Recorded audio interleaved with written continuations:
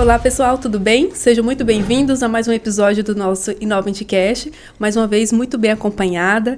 Ela que é arquiteta de soluções da Microsoft para parceiros, Carla Gonçalves. Seja muito bem-vinda, Carla. Obrigada, Maíra. É um prazer estar aqui com vocês, participando do InnovaNTcast. E para esse bate-papo que eu sei que vai ser muito legal com você hoje. Ai, muito obrigada, viu?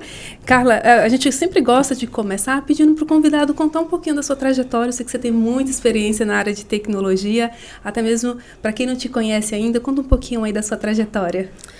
A minha trajetória já são 28 anos de carreira. Eu sou formada em engenharia elétrica, eu sou paraense, então eu estudei e me formei lá em engenharia elétrica e eletrônica. Fiz um mestrado lá de comunicações óticas. Depois eu comecei a trabalhar como residente numa empresa aqui de São Paulo, legal, na Telepará, lá, extinto Sistema Telebrás, para quem ainda lembra. E aí eu fiquei residente lá no Pará durante 1 ano e meio, mais ou menos. Rodei alguns estados do Norte, Nordeste, por essa empresa, fazendo a implementação da rede de dados, das primeiras redes de dados do norte do Brasil. E depois eles me chamaram para vir trabalhar em São Paulo, na empresa aqui, para trabalhar com equipamentos Cisco. Lembro. Lembra? Então, com Cisco, em redes de dados também, redes nível 3, redes IP. E assim começou a minha jornada aqui em São Paulo em 1999. Que legal! Eu tinha 25 anos e eu vim para cá e abracei esse desafio, fiquei 8 anos nessa empresa, que na época chamava DataCraft, depois virou Dimension Data e hoje é a NTT Data. Que legal! E depois de 8 anos eu fui para a British Telecom, onde eu fiquei por quase 16 anos. E da BT eu vim para a Microsoft em 2020, final de 2020, no meio da pandemia. 5 anos já na... Sim, quase 5 anos já na Microsoft, gente. Parece que foi ontem. O tempo voa.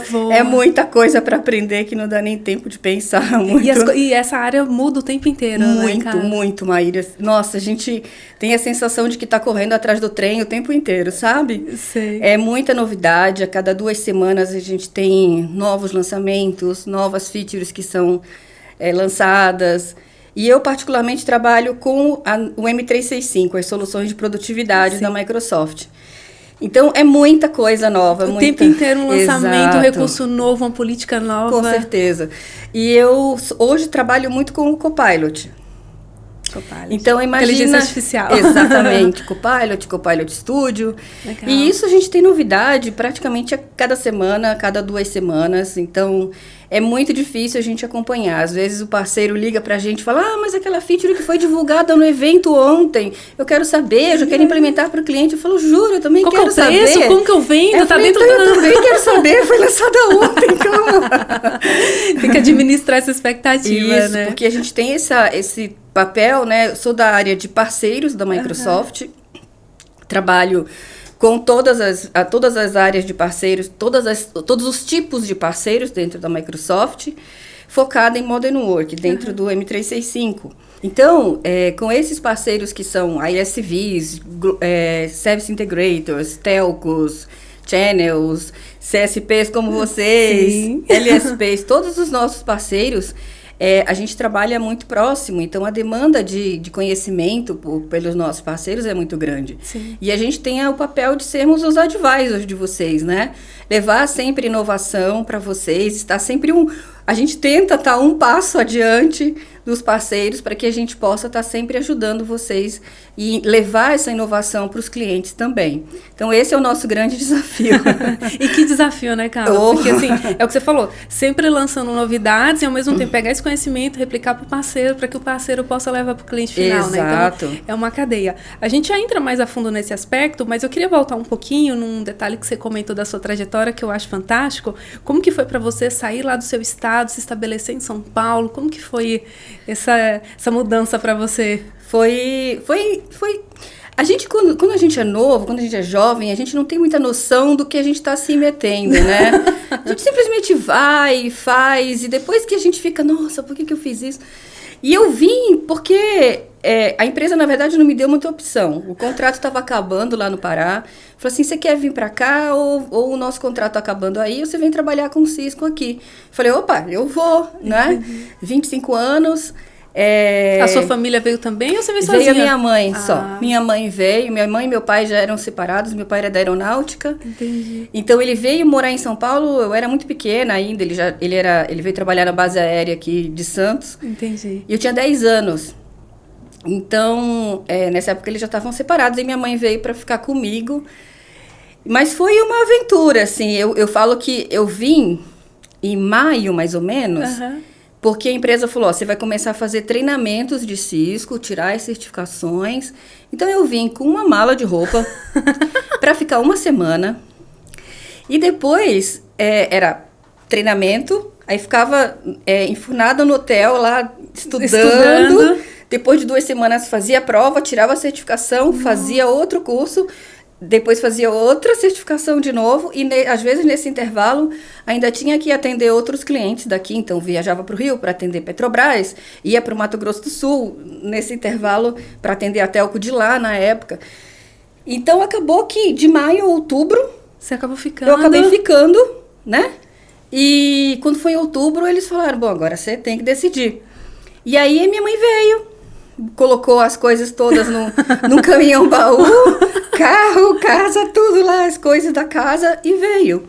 E assim começou a minha jornada aqui, né? Que legal. E quando a gente chega aqui, a gente vai fazendo as coisas, mas o principal, que eu acho que é muito legal aqui em São Paulo, a gente tem muitas oportunidades de trabalhar. E às vezes as pessoas perguntam, né? Mas como foi para você, mulher, tão novinha, chegar em São Paulo? Eu acho que naquela época eu não tinha nem muito tempo para pensar. Eu simplesmente fazia, né? Então eu viajei muito pelo Brasil, de carro, com o porta-malas do carro cheio de equipamentos. Sim. Equipamentos caros. Mas assim, para ninguém tinha valor, ninguém sabia o que fazer com aquilo, sim, né? Sim. Mas enfim, eram equipamentos muito valiosos no porta-malas do carro que eu rodava. Paraná, Mato Grosso do Sul, fazendo as implementações. Eu fui engenheira de campo mesmo, assim. Que legal. E eu adorava. Mas aí a gente vai seguindo, os caminhos vão mudando, né? A gente vai progredindo, e vai mudando um pouco o foco, também, né? Isso, Então, eu comecei lá trabalhando com equipamento Cisco, meu foco sempre foi em comunicações unificadas, voz, telefonia, videoconferência, toda aquela plataforma de videoconferências da Cisco. E depois eu fui migrando, já na British Telecom, para soluções Microsoft. Então, entendi. Lá eu comecei a estudar soluções Microsoft. Numa época que não era 365 ainda, cloud, não, né? Era tudo on-premise. Isso, lá no tempo do Skype for Business, com Cloud Connector Edition, servidor local na casa do cliente. Depois, então... Exchange Server. Isso. E aí eu era mais focada em voz, né? Entendi. Então, depois veio o Teams Phone. E eu falo assim, que eu nunca pensei em trabalhar numa empresa de software, muito menos na Microsoft. Mas assim, o ponto de interseção ali entre o mundo de telecom e o mundo de software, né, o mundo Microsoft, foi justamente o Teams Phone.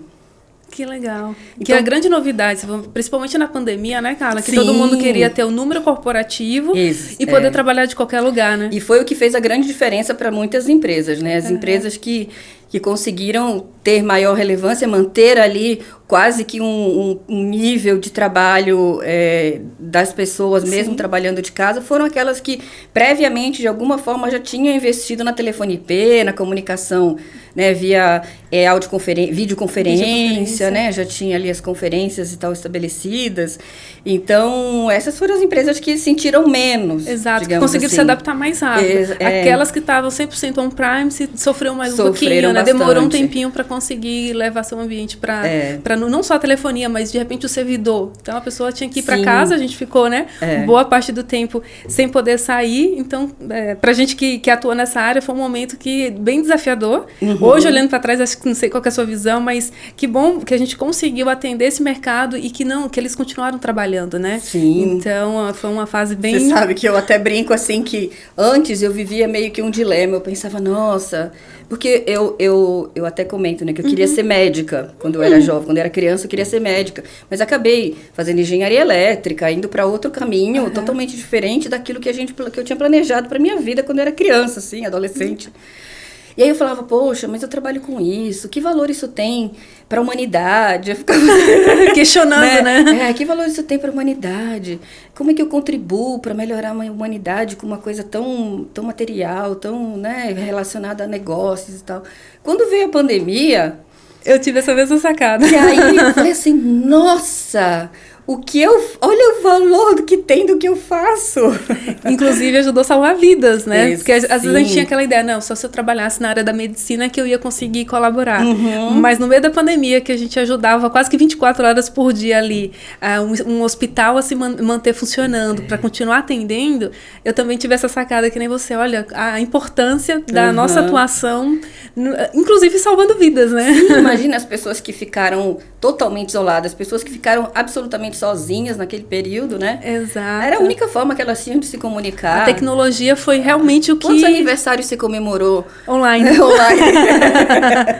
Quantos encontros só foi possível por conta da tecnologia, né? Então, eu também... Foi um período de muita reflexão e ajudou muito essa questão de olhar para a tecnologia como algo relevante, né? De fato. E voltando num ponto também, eu pedi para você falar dessa questão da mudança, porque eu vim de outro estado também. Então, quando você comentou... Eu sou baiana. Então, há 14 anos já morando em São Paulo. Então, tem esse desafio de você sair, né, da sua terra natal, se estabelecer e consolidar. Então, fico muito feliz de ver alguém que teve sucesso também, né, nessa área. E antes da gente entrar nessa questão dos parceiros, Carla, agora está muito mais natural falar de mulher na tecnologia. O que você observa da época que você começou para hoje, que mudou, que facilitou ou não? O que você pensa a respeito de quando você começou para as mulheres que estão entrando agora na tecnologia? Olha, eu acho que a quantidade aumentou, mas não tão significante assim, ainda é muito baixo. Restrito ainda, né? Muitíssimo baixo o número de mulheres na tecnologia. Por outro lado, eu lembro que há 20 anos atrás, quando a gente via mulheres em cargos de liderança ou na área de tecnologia, as mulheres, de alguma forma, elas precisavam ser mais...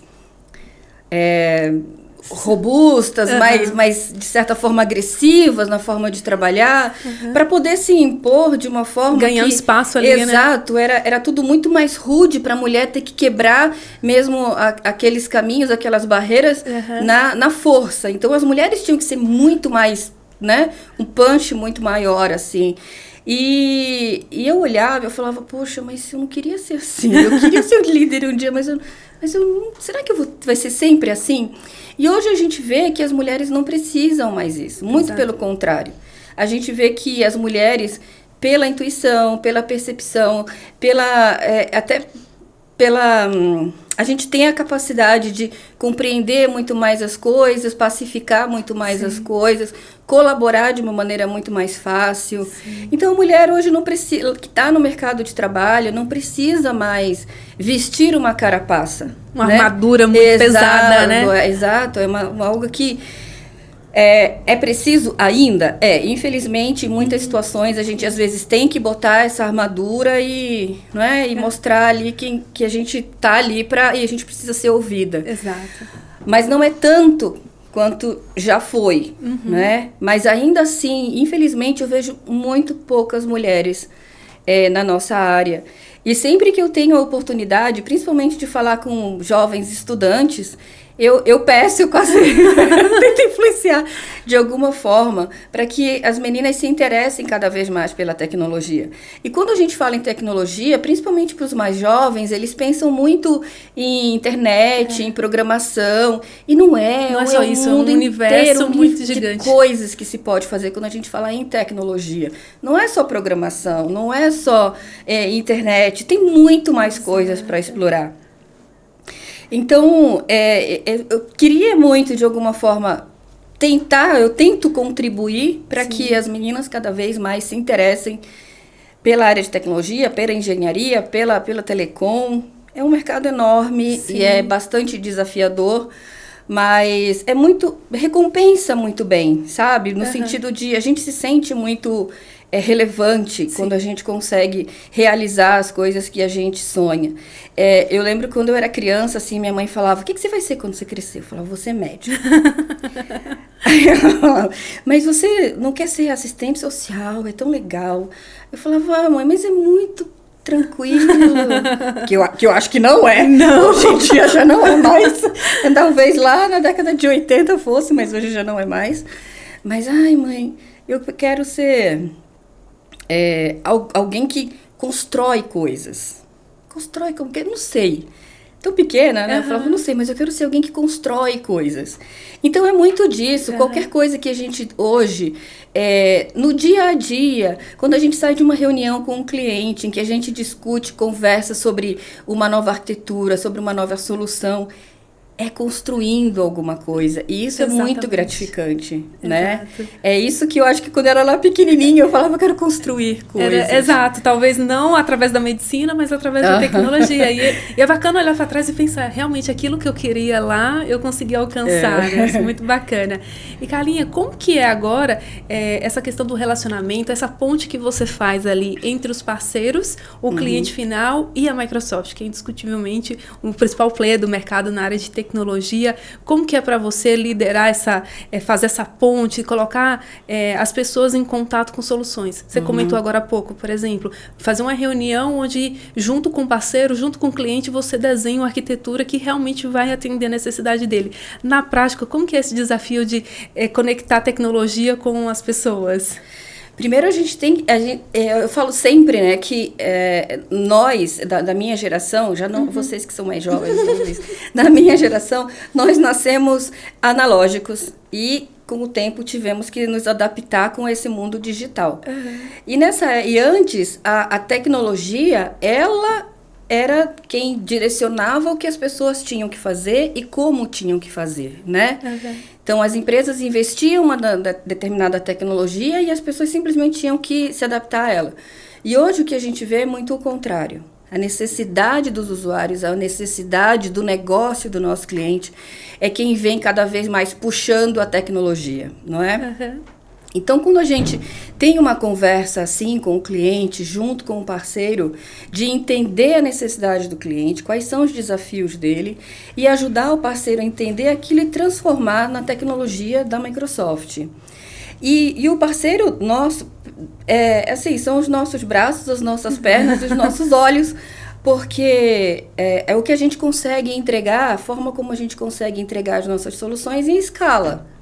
Certo? Então, poder ajudar o nosso parceiro a construir conhecimento dentro de casa, seja técnico, seja de vendas, construir uma oferta de serviço ou uma propriedade intelectual, como um software, e que isso seja relevante, importante para a demanda de mercado que ele vai atender, é muito gratificante para a gente aqui em Parceiros. Eu, particularmente, adoro trabalhar com os parceiros, todos eles são sempre muito, muito gentis e muito legais com a gente, desafiando sempre, mas sempre nos faz aprender.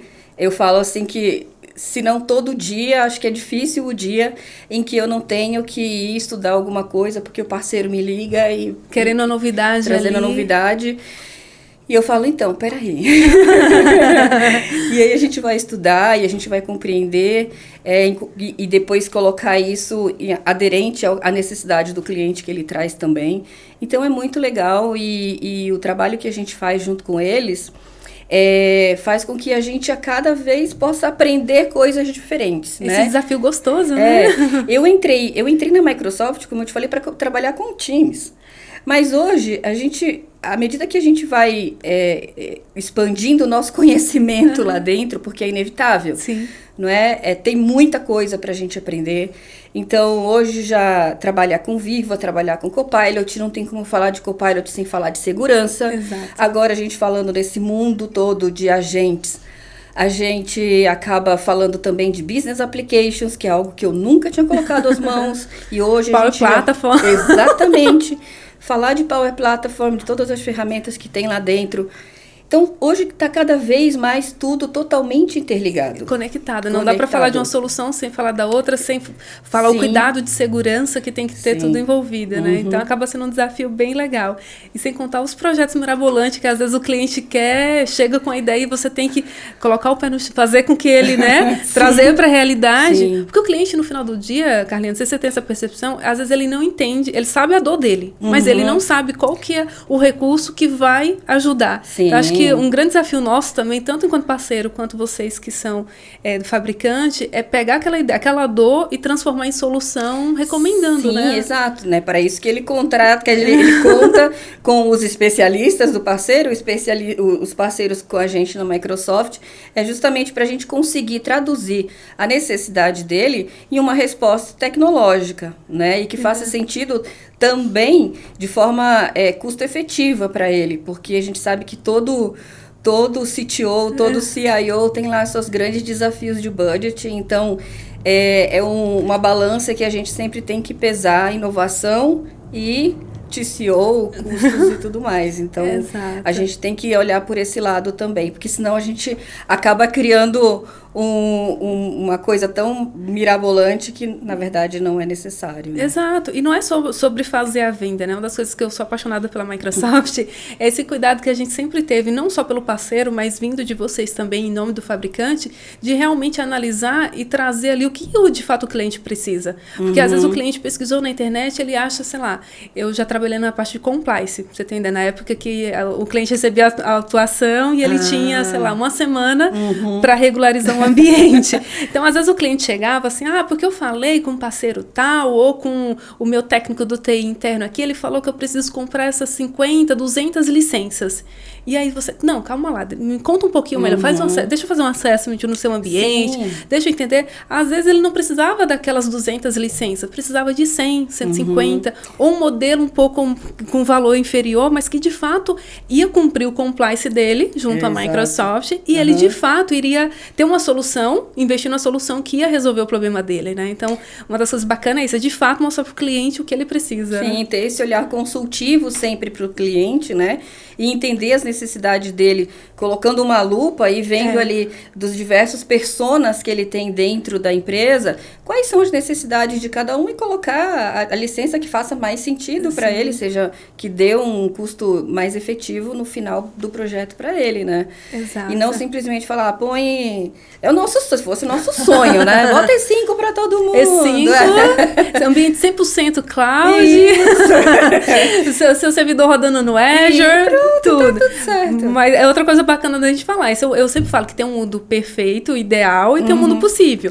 Poxa, você não pode ainda com E5, que talvez a gente sabe que talvez o valor nem para todo mundo acaba sendo acessível no primeiro momento, mas vamos pensar num Business Premium, por exemplo, que já vai te dar uma camada de segurança, uma camada de produtividade. Exato. Porque às vezes ele está comprando uma suíte Microsoft e está comprando outros recursos de outros players, por exemplo. Sendo que ele tem tudo ali já dentro do pacote dele, né? Então acaba sendo bacana quando a gente realmente tem a oportunidade de sentar com ele, entender a dor dele e trazer para essa realidade. Mas o que você tem percebido, Carlinha, no sentido de desafio que ainda está impedindo algumas empresas de fazer essa jornada de modernização, entrar com algumas ferramentas de inteligência artificial? Eu acho que muitas delas, eu acho que a maioria delas, a primeira pergunta, sempre que a gente faz treinamento para a equipe de venda dos nossos parceiros, é levar para eles o conhecimento a respeito da segurança quando a gente fala de inteligência artificial. Se criou muito aquele medo e pavor de os meus dados estão expostos, os meus dados estão em risco, né? Mas o dado, ele é essencial para a inteligência artificial, óbvio, mas como que você está trabalhando hoje o seu dado, ele só vai se refletir quando você habilitar uma inteligência artificial dentro do seu ambiente. Exato. Então, assim, não é que a inteligência artificial vai expor os seus dados de uma forma a quebrar qualquer regra que já esteja estabelecida. Exato. Muito pelo contrário. Qualquer ferramenta vai sempre adotar todas as políticas de segurança que você tem implementada no seu ambiente. Então, se o seu ambiente está conforme, está com as regras de segurança bem estabelecidas, não tem problema de você usar um Copilot dentro do seu ambiente, porque você não corre nenhum risco de colocar os seus dados expostos, de fazer um supercompartilhamento de arquivos. Legal. Mas aí entra os nossos parceiros para ajudar os nossos clientes a entender como que está o seu ambiente hoje, fazer um assessment correto, diversos aspectos desse ambiente, principalmente de segurança, fazer sugestões e implementar aquelas sugestões antes de partir para uma implementação grande de Copilot, né? Mas, sem dúvida nenhuma, esse é o ponto principal que os parceiros, que os clientes trazem, né? Ainda o custo da licença, Sim. mas a Microsoft lançou agora em fevereiro o M365 Copilot Chat, que é a versão free do M365 Copilot, que traz ali já não só o chat com a web, mas a possibilidade de criação de agentes, segurança, porque o usuário faz o login via o Entra ID e tem o Enterprise Data Protection. Sim. Então, ele tem a garantia de que os dados empresariais dele, permeados por todas as features de segurança do M365 com o EDP, não vão estar expostos para a internet. Enquanto que, se ele utilizar outras ferramentas que não são regulamentadas e asseguradas pela sua IT, eles correm esse risco, né? E o time de IT tem todo o controle sobre quem está usando, como está usando, porque ele traz essas ferramentas de gestão. Então, ainda tem eu diria que são essas duas barreiras principais. No caso da Microsoft, a gente tem sempre a questão do custo ali, da licença, e de outros players também.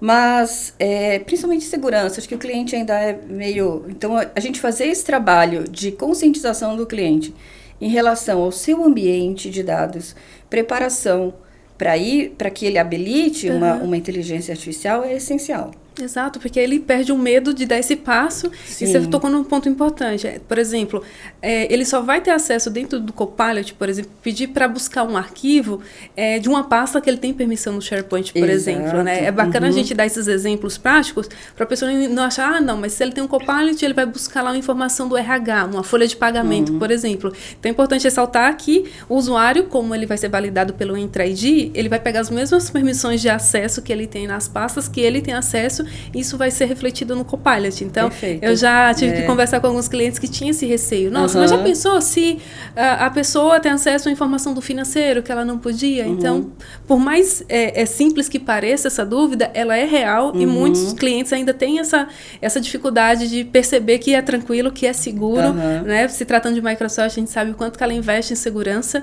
e tem democratizado cada vez mais o acesso. Né? Então, eu lembro que quando lançou, eram só alguns pacotes que davam direito, agora já consegue, né, os pacotes mais simples, né, um Business Basic, se você tem, você já pode adicionar o Copilot, coisa que no início não podia. O Copilot, o M365 Copilot Chat, com o login do Entra ID, você tem as funcionalidades ali com o aterramento, né, o RAG na web, não dentro do ambiente M365, não no Microsoft Graph, mas que já dá uma experiência muito maravilhosa para os usuários. Imagina você poder subir um arquivo, pedir fazer análise daquele arquivo, pedir um resumo, exatamente, pegar insights de uma planilha Excel que você tem. Exato. Então, a única diferença é que ao invés de você acessar o Copilot de dentro da ferramenta, você importa o arquivo para dentro do Copilot e faz as interações com ele ali.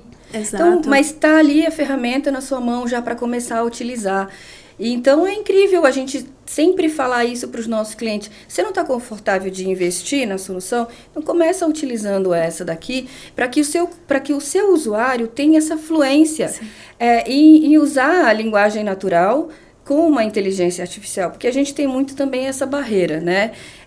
O usuário recebe, às vezes, mesmo a licença paga e fala, e agora, que eu faço como com é isso? Como é que fala com essa coisa? Né? Então, a gente também tem um trabalho muito grande junto aos clientes que já investiram em licenciamento para que os seus usuários consigam ver de forma tangível como usar essa ferramenta dentro do seu contexto de trabalho. Sim. Então, se são pessoas de RH, como é que a gente consegue levar para essas pessoas, dentro do dia a dia deles, prompts que fazem sentido, formas de usar aquela ferramenta dentro do processo que ele tem, que consome muito tempo, é muito cansativo, é muito repetitivo, manual. muito manual. Isso. que faça sentido para ele e ajudar aquele usuário dessa forma. Mas sempre focada na área em que ele trabalha, na indústria em que ele trabalha, que aí sim, quando a gente simplesmente entrega a licença na mão do usuário, pouca coisa acontece. Exato. Às vezes você comprar o carro e deixar na garagem, você não aprender como dirige, como usa os recursos, né? Então é bem bacana. Uma das coisas que a gente faz, inclusive, Carla, dentro de casa, são workshops de treino, né? 365, adoção dos recursos. Super importante, Porque, exatamente, é muito comum, a gente tem um time de serviço, inclusive, que a gente implementa as soluções. Então, a gente tem lá na Inove a camada que faz a venda do licenciamento e tem o time de serviço que faz toda a parte de entrega. Então, antes de, por exemplo, a gente vai migrar um ambiente para sair de um outro player e para a Microsoft, por exemplo, o serviço de Exchange, né, online, muda um pouquinho, né? O cliente está acostumado com a interface, agora vem uma nova, estava acostumado, sei lá, no servidor local e agora vem para o SharePoint, por exemplo. Então, a gente já percebeu o nível de satisfação do usuário final quando o gestor contrata esse processo de migração e dá oportunidade para que a gente faça workshop. Porque aí as pessoas, para a gente que a vida inteira trabalhou com Microsoft, para a gente é muito tranquilo. Falando por mim, por exemplo, há muitos anos trabalhando com a suíte Microsoft, para mim é tranquilo. Mas se a pessoa estava usando um outro recurso e ele vem para a Microsoft, a gente já ouviu assim, nossa, mas esse e-mail da Microsoft é tão ruim, é diferente. Né? Não é que é ruim, é porque ele está acostumado de um jeito. E agora ele tem que aprender a fazer aquilo de uma forma muito parecida. Então, foi uma das coisas, experiência dentro de casa, que a gente sentou nosso time e a gente incluiu como parte do processo de entrega dos nossos projetos, sempre ter um workshop.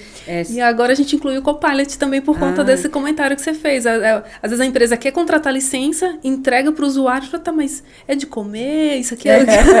O que eu faço com isso, né? Exatamente. Então, esse processo que vocês adotaram, essa prática de adoção e gestão de mudanças é essencial, principalmente quando você faz uma mudança de tecnologia tão disruptiva como o Copilot, ou quando, como você falou, que você muda de um fabricante para outro e a pessoa está há anos acostumada a trabalhar com aquela ferramenta.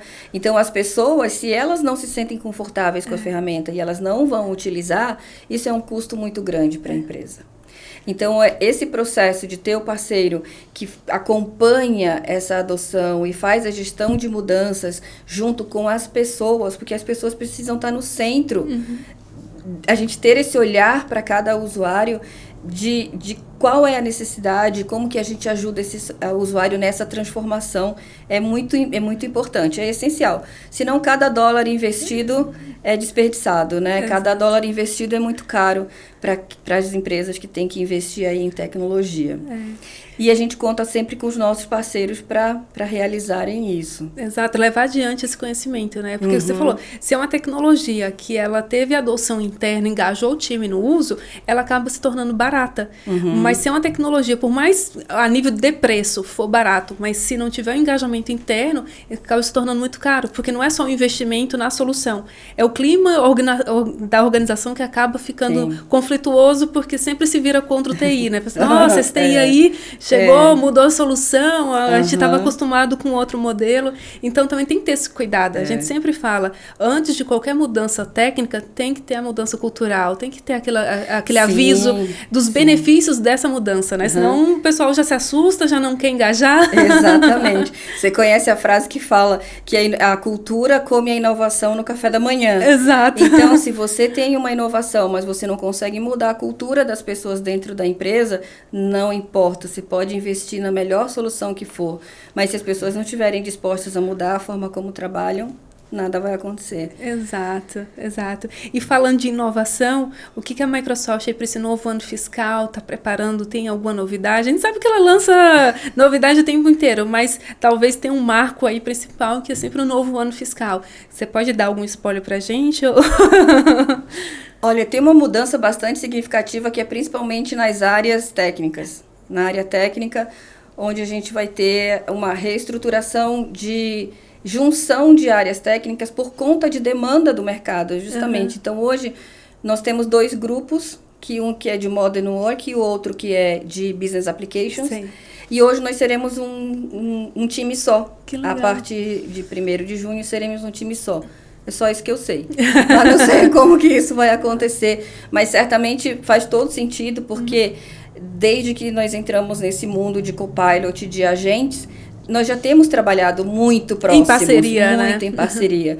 E até, às vezes, com o time de Azure, trazendo o Azure AI Foundry também, que é parte da construção dos agentes mais sofisticados e mais focados no negócio do cliente, bem mais, né, pro-code, como a gente fala, a gente acaba também trazendo junto.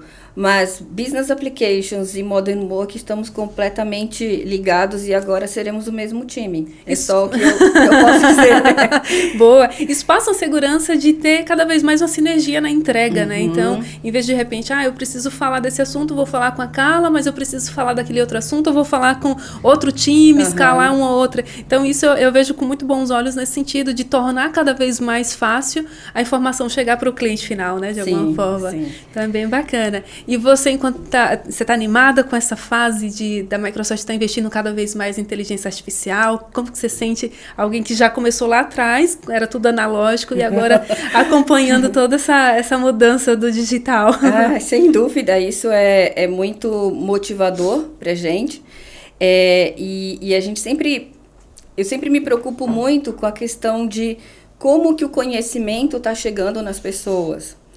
A gente está do lado de cá criando as ferramentas, mas a gente precisa também pensar nisso que a gente acabou de falar, na questão da adoção. Sim. Se eu não tenho o usuário, o profissional preparado para utilizar aquelas ferramentas, é o que gera o medo, a insegurança, a rejeição, né, daquela ferramenta, porque o usuário não se sente preparado para trabalhar com ela. Então eu vejo que as empresas, elas também têm que ter esse olhar de preparar os seus funcionários, fazer uma capacitação, abrir ali o conhecimento dos seus funcionários em relação a todo esse mundo novo de inteligência artificial que se abre e que vai estar presente na nossa ferramenta de trabalho, já está na nossa ferramenta de trabalho, independente da área que a gente atua. Exato. Então, não é que ela vá substituir o nosso trabalho, mas é como nós vamos usar essa ferramenta para fazer o nosso trabalho melhor. Exato. Então, todo mundo fala, a inteligência artificial vai eliminar posições de trabalho. Gente, desde que se fala lá de revolução industrial, sempre se falou em perdas de trabalho. Vem tal tecnologia, vai ter perda de trabalho. Mas não perde, se transforma. Isso que eu ia falar, exatamente. Se transforma. Então, desde a base, a gente precisa fomentar isso como uma forma nova de se trabalhar. Porque é um caminho sem volta, é um caminho inevitável. E a gente tem que adotar essas ferramentas no dia a dia da gente, desde o nosso trabalho, na nossa vida pessoal. No dia a dia, né? No nosso dia a dia. No nosso celular, para questões pessoais, então tá ali. Exato. E muito disso é trazido para dentro das empresas, porque a juventude hoje está tão acostumada com a tecnologia que está chegando no mercado de trabalho já com uma demanda muito grande. Sim. Então, ela entra na empresa, os jovens entram na empresa já com essa aspiração de poder utilizar essas ferramentas no momento dele de trabalho. Exato, já fica como um pré-requisito da vaga, porque agora também tem essa inversão, né? Muitas vezes é o profissional que está escolhendo a vaga que ele vai aceitar. Sim. Se essa vaga, por exemplo, tem abertura para ele usar as ferramentas de inteligência artificial. Sim. Então, a gente entende que tem um público que está um pouco com medo e tem aquele que está realmente muito engajado. E uma das coisas do Copilot que eu sempre falo quando vem algum convidado que a gente fala de Copilot, o próprio nome já diz, ele é um copiloto, né? Ele não é o piloto principal. Então, a ideia é ver o Copilot como um aliado, alguém que vai te ajudar em toda a suíte 365, quando a gente fala do Copilot for 365, ou o próprio Copilot Studio para criar novas automações e tornar mais fácil, personalizar de fato a inteligência artificial para o negócio dele. Então, eu gosto sempre de reforçar isso, que não é um inimigo, é um aliado. Sem dúvida. Então, ele vai precisar que alguém chegue lá e direcione o prompt de comando para ele. Ele por ele não vai fazer nada, né? Então, o conselho que a gente dá para todo mundo, e até aproveitando você em nome da Microsoft reforçando isso, e eu vejo que a Microsoft tem muito conteúdo, inclusive é bacana a gente falar sobre isso, né? Tem muito conteúdo gratuito ali que possa para que todo mundo possa ter acesso, conhecer um pouco mais das soluções e, de fato, começar a aplicar no dia a dia. Porque, de novo, não adianta. Tá lá o Copilot, tem vários recursos sensacionais, mas se as pessoas não ir lá, conhecer um pouquinho, experimentar e ver que dá para fazer muita coisa, acaba não fazendo muito sentido, né? Exato. Eu conheci ano passado um professor do SESI de uma cidade do interior da Bahia, sua terra, eu não lembro agora qual a cidade. O nome dele é Rafael. Rafael, mais uma vez, parabéns pelo seu trabalho, você sabe que eu sou sua super fã. E o Rafael, ele é um professor de história e que ele usa o Copilot. No ano passado, eu conheci ele, eu estava no stand do Copilot lá no AI Tour, que teve aqui em São Paulo. Sei. No AI Tour. Em junho do ano passado? Foi junho ou maio do ano passado? Maio do ano passado. Maio do ano passado. Eu tava, depois eu te mostro até a foto. E aí ele passou lá no stand e a gente conversando, ele falou, olha o que eu faço com os meus alunos lá. E ele mostrou o trabalho que os alunos dele de história fizeram, usando o Copilot, recriando imagens da nossa história. Caramba. Então eles pegam trechos de um livro de história, são alunos do nível médio, pegam trechos de um livro e constroem aquela imagem criando prompts no Copilot. Que sensacional! E eles montaram a história, os quadrinhos ali daquela história. É fantástico. E desperta o interesse do aluno, né? Sim, então imagina que você numa aula de história, você aprender computação, você aprender artes e você aprender história. E então é fantástico o trabalho dele. Ele sempre está inventando muitas coisas para os alunos e um dia ele falou que ele faz lições para os alunos, né? Passa lições para os alunos e fala, então tá, você me traz a resposta, mas você me traz o prompt também que você usou para me trazer essa resposta. Que porque ele sabe que os alunos vão usar, né? É inevitável. Então, mas me traz o prompt também para eu ver a qualidade do prompt que você está criando. Que sensacional. Ou seja, não deixa de desestimular o aluno a usar, mas usar de uma forma consciente, Exato. Né? Usar a favor, né? Exato. E não ir contra a tecnologia que eles vão usar de qualquer forma. Exato. E sai daquela aula tradicional, que a maioria dos alunos nessa fase tem muita dificuldade de prender atenção, e traz para unindo a tecnologia a favor, né? Sim. Achei fantástica a ideia, inclusive. E eu lembro que ele comentou que uma das maiores dificuldades que eles tiveram é que quando você cria um prompt com linguagem natural, se você colocar o mesmo prompt 2 vezes, ele vai te dar respostas diferentes ali, né? Sensivelmente diferentes. Sim. Então, imagina quando você faz um prompt para criar uma imagem. Uma imagem nunca sai exatamente igual a outra. E eles tinham uma história em quadrinhos. Então, você observava, quando você olhava bem, você observava o personagem levemente diferente de um quadrinho para outro. Mas, ainda assim, eu imagino o trabalho que eles tiveram para chegar num prompt ótimo, que aquela diferença era mínima. Imperceptível, praticamente, né? Então, foi um trabalho muito bonito e eu sei que eu vejo os posts dele no LinkedIn, ele continua fazendo muita coisa legal. Mas é principalmente isso, a gente colocar a inteligência artificial na mão dos alunos, na mão dos funcionários, e estimular as pessoas a estarem sempre abertas a aprender e estudar coisas novas. Então, e que alegria poder fazer parte disso, né? E, de novo, aquele sonho lá de criança, de participar da construção, de fato, acontecendo. Carlinha, não parece, mas a gente já está caminhando para o fim. Deixar aqui, a gente fica até vira o dia. Mas tem alguma mensagem final, que é talvez de um tema que a gente acabou não falando, alguma dica, ou alguma mensagem mesmo que você queira compartilhar com as pessoas a respeito desse mundo de tecnologia? Por favor, fica à vontade, depois eu te agradeço. E você fica à vontade também de deixar suas redes sociais. Eu sei que você é bem engajada lá no LinkedIn. Bom, dizer que esse é um mundo que é extremamente interessante para que a gente comece a explorar sem ter medo. Não ter medo de encarar isso. Sempre que tiver a oportunidade de estudar algo relacionado a isso, um artigo, um post de alguém que te traga mais informações sobre isso, leia. Veja como que aquilo se aplica no seu dia a dia. Para as empresas, que elas tenham esse olhar de capacitar os funcionários também, porque a riqueza intelectual e a riqueza de conhecimento técnico que as pessoas têm, Isso nunca vai ser substituído pela inteligência artificial. Essas pessoas, elas só vão passar a ser curadores do que a inteligência artificial cria. Como você bem falou, não é piloto automático, mas é simplesmente um copiloto. Então, o conhecimento técnico que as pessoas têm nunca vai ser substituído 100% por uma inteligência artificial, porque a curadoria daquilo que é criado, a análise daquilo que é gerado, sempre vai ser parte do trabalho humano. Mas a gente precisa estar preparado para isso. Sim. A gente precisa estar abertos para adotar essas novas ferramentas no nosso dia a dia, na nossa forma de trabalhar. E para os jovens, o que eu sempre digo, nunca diga não para uma oportunidade, sempre esteja aberto a oportunidades, porque às vezes uma oportunidade que não parece ter futuro nenhum, é ali que está o caminho do sucesso.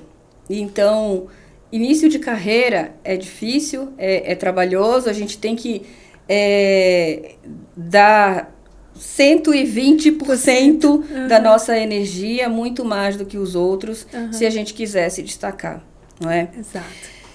Mas é início de carreira e a gente vai cada vez mais melhorando a nossa forma de trabalhar. Mas, sem dúvida, é isso. Dentro desse mundo de inteligência artificial, estudar, aprender, se reciclar sempre. Com certeza. E também, não no sentido de passar uma mensagem positiva de que é possível, né, Carlinha? Então, falando de uma paraense que saiu de lá, do interior, e veio para São Paulo, uma baiana que saiu do interior e veio para São Paulo, eu gosto sempre de lembrar isso.